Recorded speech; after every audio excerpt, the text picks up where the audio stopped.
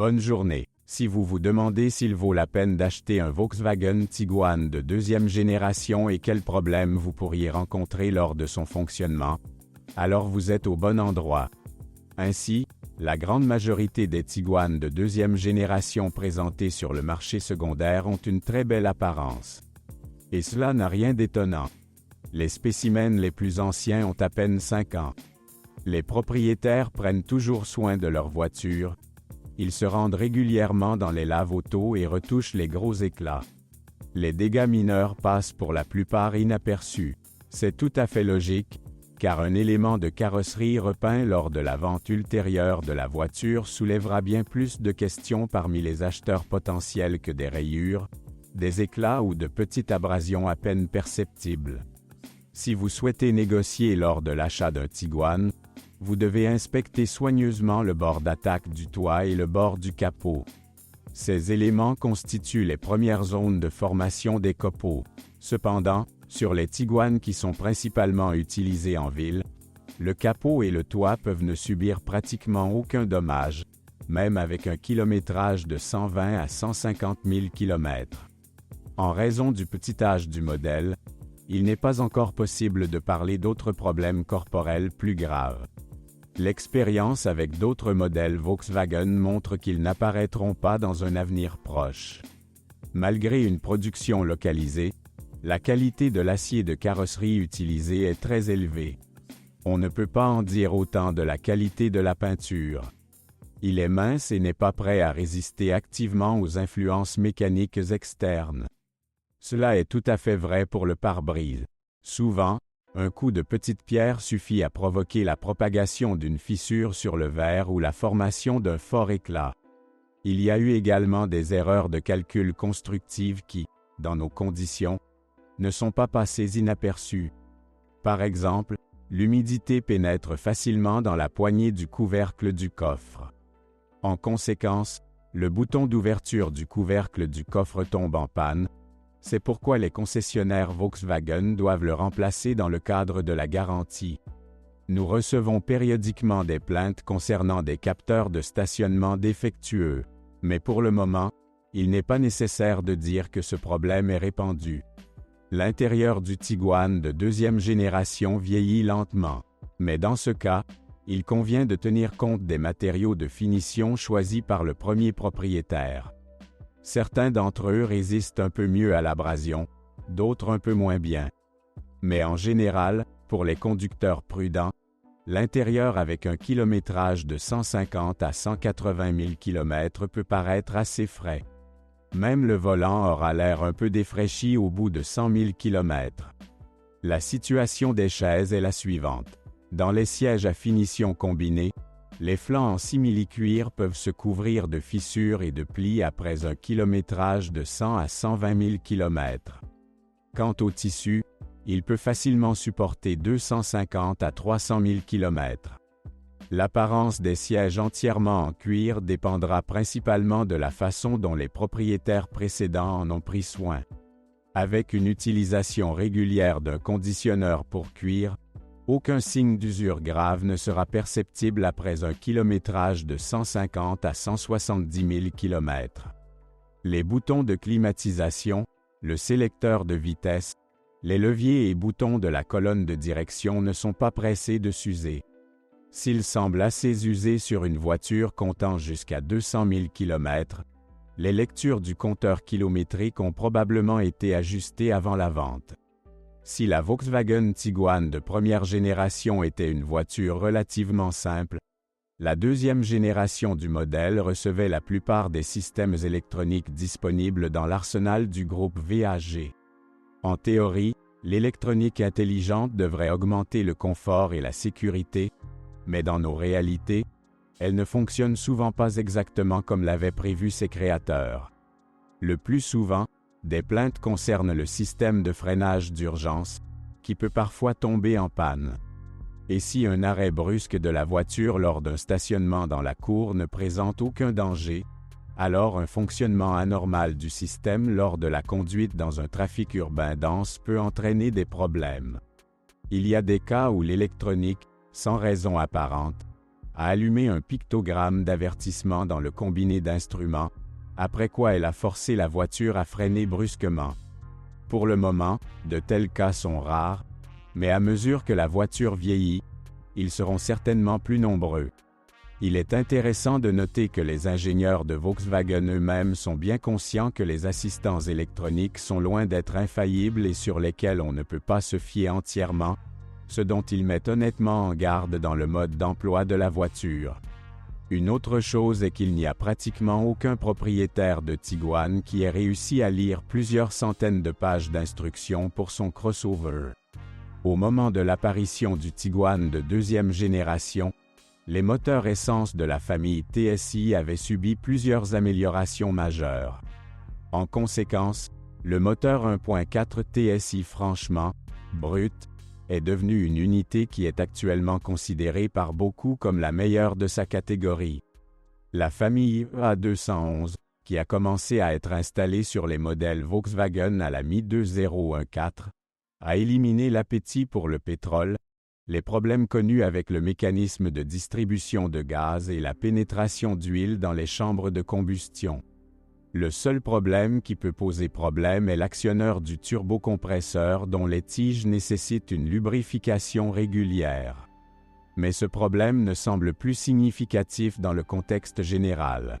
Toutes choses égales par ailleurs, il sera moins cher d'exploiter un Tiguan avec une version de 125 chevaux du moteur 1.4 TSI, mais il est peu probable que la modification de 150 chevaux vous fasse dépenser beaucoup d'argent. De plus, la turbine de la version de 150 chevaux peut être louée non seulement pour ses hautes performances, mais également pour son excellente fiabilité par rapport aux normes modernes. En conséquence, même un pilote pourra parcourir au moins 250 000 km avec un moteur 1.4 TSI. Les conducteurs prudents et méticuleux dans l'entretien de leur voiture peuvent compter sur un kilométrage avant réparation majeure de plus de 300 à 320 000 km. Malgré le fait que, par rapport à la première version, le moteur 1.4 TSI est devenu d'un ordre de grandeur plus fiable, il ne faut en aucun cas oublier qu'il s'agit d'un mécanisme moderne complexe. Il est hors de question de prolonger l'intervalle de vidange d'huile. Dans nos conditions, au contraire, il devrait être réduit à 7000 ou 8000 km. Vous ne pourrez pas non plus économiser sur la qualité du carburant. Cela est particulièrement vrai pour les propriétaires de la version 150 chevaux du moteur 1.4 litres, dont l'injection directe est plus sensible à la qualité du carburant. Les autres fluides techniques doivent être de même qualité. Autre nuance. Si le moteur de 125 chevaux est associé à une transmission manuelle, alors le moteur de 150 chevaux est associé à un robot à 6 vitesses. Étant donné que la plupart des acheteurs de Volkswagen Tiguan ne souhaitent pas changer de vitesse eux-mêmes, la demande pour la version de base de 125 chevaux n'était initialement pas très élevée. La durée de vie déjà considérable d'un moteur turbo, selon les normes modernes, peut et doit être prolongée. Pour ce faire, après avoir arrêté la voiture, laissez le moteur tourner au ralenti pendant un moment. En effet, lorsque le moteur tourne, de l'huile circule dans le roulement d'arbre du turbocompresseur, contribuant ainsi à refroidir ce dernier. Si vous éteignez le moteur, la circulation de l'huile s'arrêtera en conséquence. En conséquence, les dépôts commenceront à s'accumuler de manière plus intensive, ce qui affectera à l'avenir le fonctionnement de l'ensemble de l'unité. Fait intéressant, le roulement lui-même est protégé de la surchauffe par un liquide qui circule dans le circuit du refroidisseur d'air situé à l'entrée. Même après l'arrêt du moteur de la voiture, la pompe électrique continue de pomper du liquide à travers le circuit de refroidissement de la turbine pendant un certain temps. C'est ce bourdonnement que de nombreux propriétaires de Tiguan entendent dès qu'ils laissent une voiture verrouillée dans un parking. Le bloc essence 2.0 TSI a également subi plusieurs améliorations. Mais si vous le comparez avec le moteur plus jeune de 1.4 litres, il y aura sensiblement plus de problèmes. Premièrement, les ingénieurs n'ont jamais réussi à se débarrasser complètement de l'appétit pour le pétrole.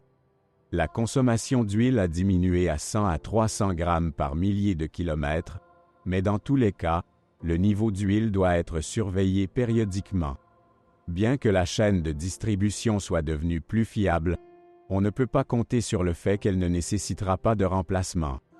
En moyenne, la chaîne de distribution d'un moteur 2.0 TSI doit être changée tous les 100 à 120 000 km. Acheter un Tiguan avec un moteur diesel de 2 litres est une arme à double tranchant. D'une part, l'unité de 150 chevaux confère au crossover compact une très bonne dynamique avec une consommation de carburant minimale. De plus, le moteur diesel de 2 litres s'est initialement révélé assez fiable. En revanche, le kilométrage des crossovers diesel est généralement assez long.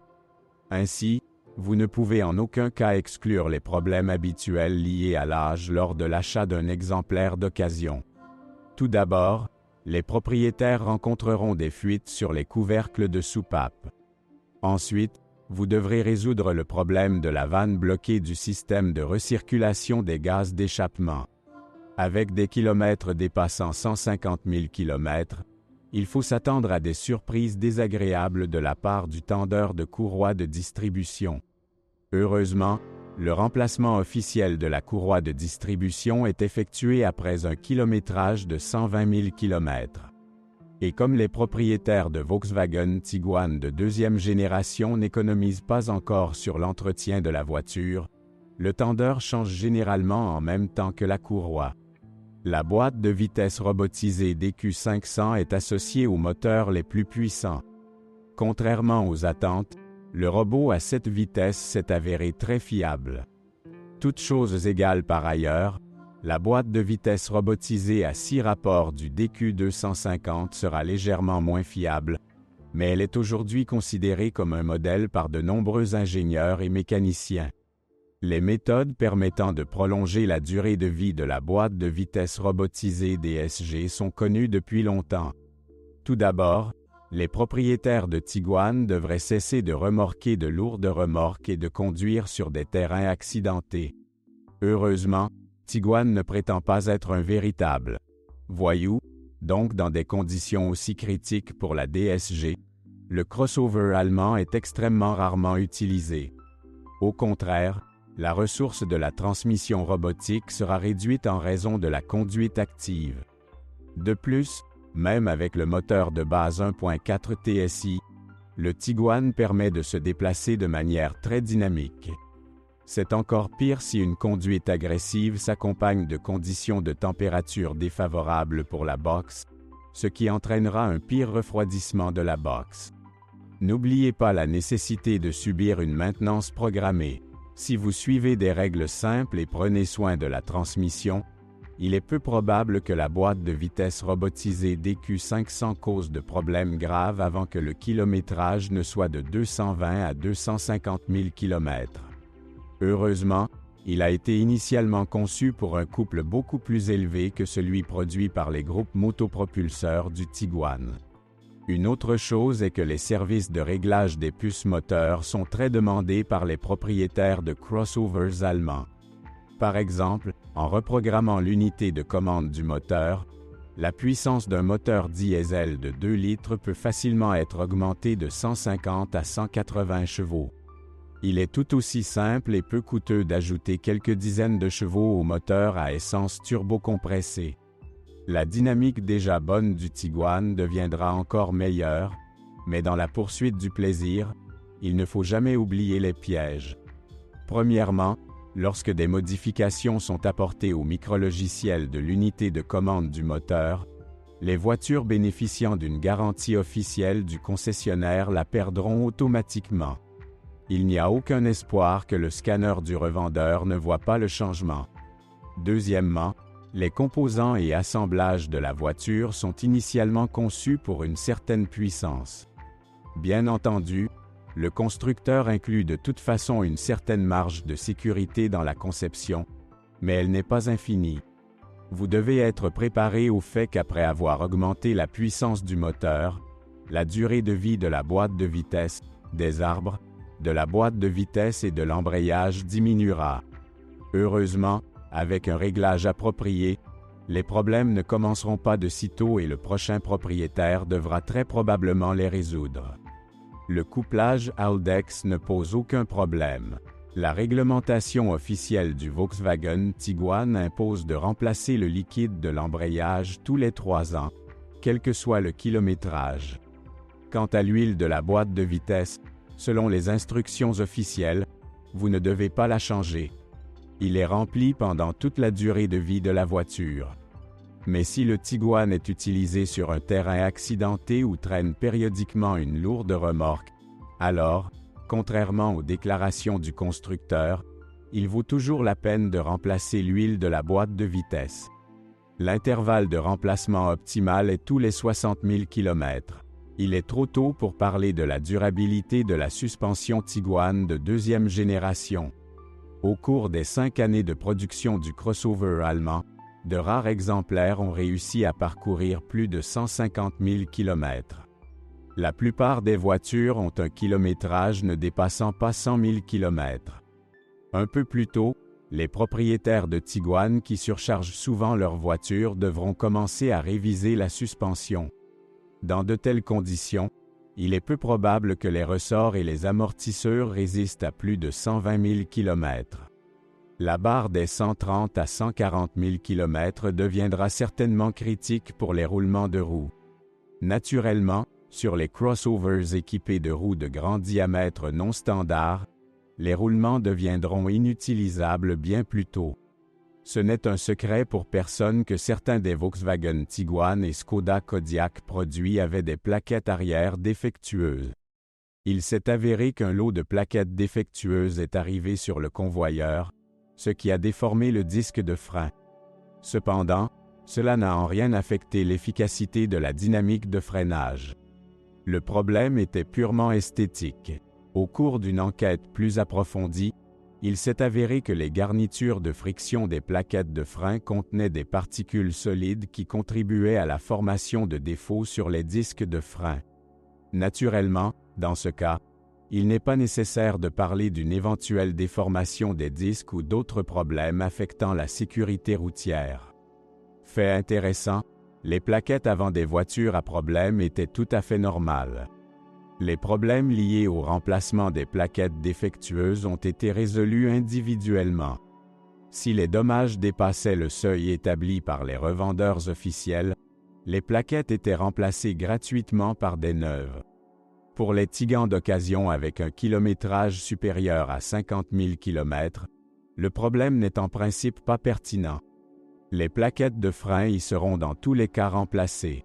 Il n'y a rien d'étonnant à ce que le Volkswagen Tiguan de 2e génération soit vendu chaque année dans le monde à plusieurs centaines de milliers d'exemplaires. L'entreprise allemande a réussi non seulement à créer une voiture parfaitement équilibrée dans ses qualités de consommation, mais également à l'équiper de groupes motopropulseurs et de boîtes de vitesse fiables. Quelle que soit la version du Tiguan dont on parle, il n'y aura aucune remarque critique sur sa composante mécanique. Bien entendu, les moteurs atmosphériques installés sur les crossovers japonais et coréens poseront moins de problèmes à long terme. Mais pour ressentir la différence avec les moteurs VAG, vous devrez parcourir au moins 200 000 à 250 000 km. Avec les boîtes de vitesse, la situation est encore plus intéressante. Au minimum, les robots DSG ne perdront pas en fiabilité face aux CVT, si appréciés des ingénieurs Subaru, Nissan et Toyota. Au moins, ils gagneront. Si vous êtes propriétaire, assurez-vous de laisser un commentaire sur cette voiture. Votre avis aidera certainement les autres à choisir une voiture.